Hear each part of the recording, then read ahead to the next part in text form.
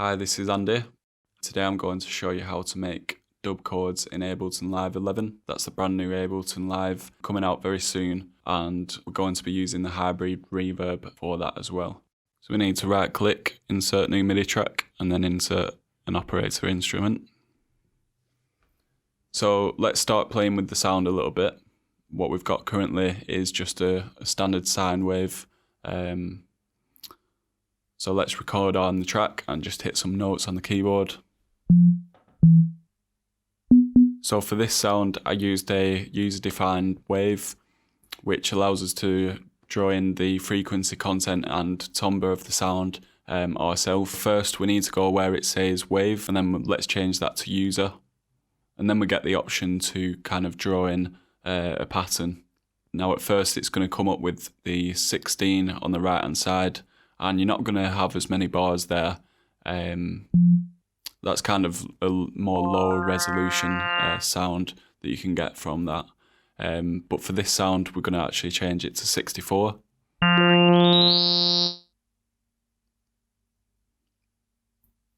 And let's start drawing things in. So let's start on the left, and once we draw something in on the left, we'll hear that it's quite a low tone, and as you progress to the right, it'll introduce more higher frequencies to the sound.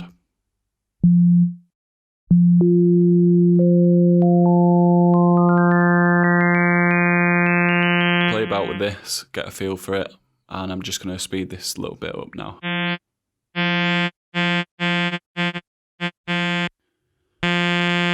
Okay, so once we've got some harmonics in the sound, we're going to change some different characteristics of the sound.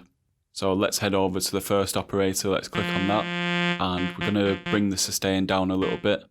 It's not going to be obvious straight away until we bring the decay down a little bit, and it's going to make things a little bit pluckier. Play about with it, fine tune it a little bit, and then let's open up the release of this. That means once you let your finger off the key, it's going to carry on that sound for that period of time. So we've got that set. Now we really need to make this into a chord because that's the sound that we're going for. If we head over to the left hand side and go to the MIDI effects section, let's double click on chord. Now if you know how to play keys, then you might be better doing it on a keyboard. It might be a little bit more creative that way. This is a good alternative to finding some chord progressions that really match the mood that you're going for in the track. Once we start adding these intervals, so if we were to go up one semitone, that's going to make things sound pretty tense. We can just play about with these until we get to a certain mood that we like.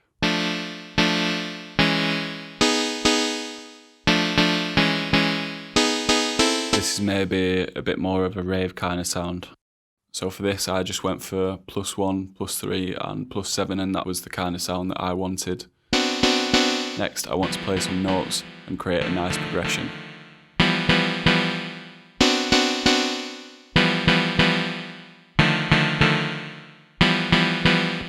Automatically that sounds much more musical and in the direction of the sound that I'm going for. I was working on a project earlier, so I'm just going to take those notes and put them onto the track. Next we're going to introduce operator B and just turn the level up a little bit on that and get a feel for how that sounds blended in with the first operator. Already that gives us a fresh perspective as to how we can develop the track when it comes to automation and changes throughout. It's a nice change in timbre. It doesn't have to be like that throughout the whole track, but it just gives us scope as to ideas that we can get for the project. So let's engage the filter as well, and we've got a low pass filter on that. As we sweep down the frequencies, it's going to take some of that high end off it. This gives us even more scope to develop this track and create changes throughout. We can also work on the settings in this for things to follow a certain note. So we can change the envelope section and put like a minus value in for that, just so then the filter opens over time and it doesn't start fully open at the setting that it's set to. Now, if we went the opposite way and we went to plus, that would mean that the filter would start more open than it currently is, and then close over time, depending on our ADSR envelope. So I'm just going to play about with the attack, decay, sustain and release, and get it to sound how I want it. And then we're just going to change one more parameter, and that's the frequency key parameter. That just means the filter will open or close depending on the key that's being pressed. Sometimes it's very nice to have that, but within this sound I don't really want that to happen. What I do want to do to the sound is add some modulation. So I'm going to draw that in. I'm going to right click on the frequency of the filter, click show modulation, and then I'm going to draw in some points for that to actually automate.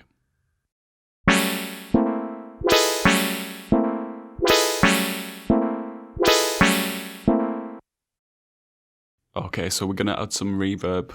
If we go to the reverb and resonance section, insert the hybrid reverb, and we're going to notice some of the same controls on this one, similar to the standard reverb.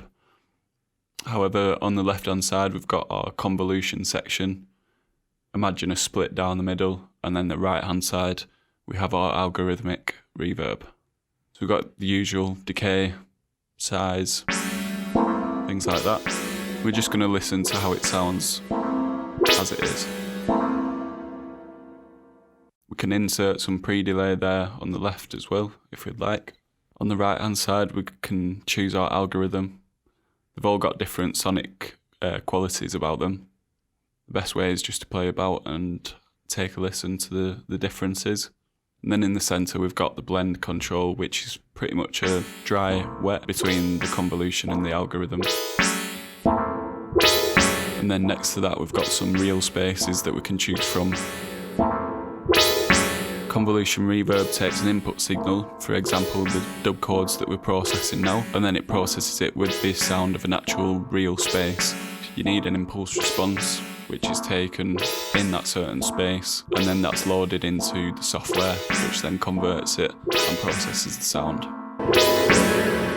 So I'm just going to play about with the settings here. If it's your first time using the hybrid reverb, I'd suggest just go wild with it and get to know what controls change the sound of what.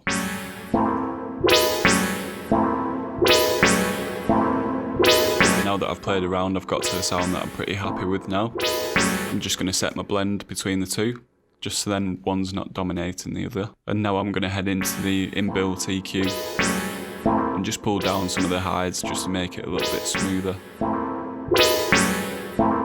And a little bit of mids to push it a little bit further away.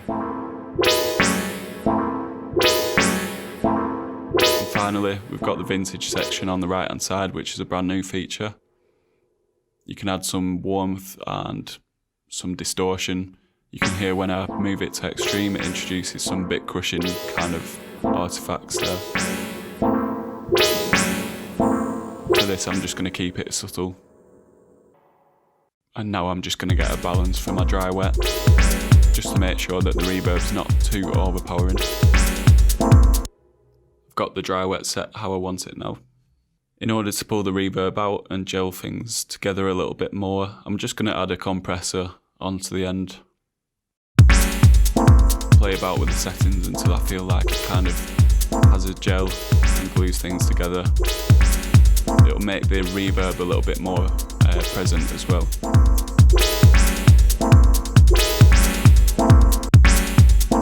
That's without, and then with.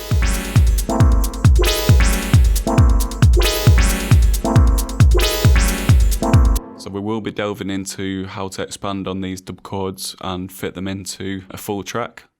And we'll also do a follow-up video to go more in depth into hybrid reverb and show different ways that you can use that.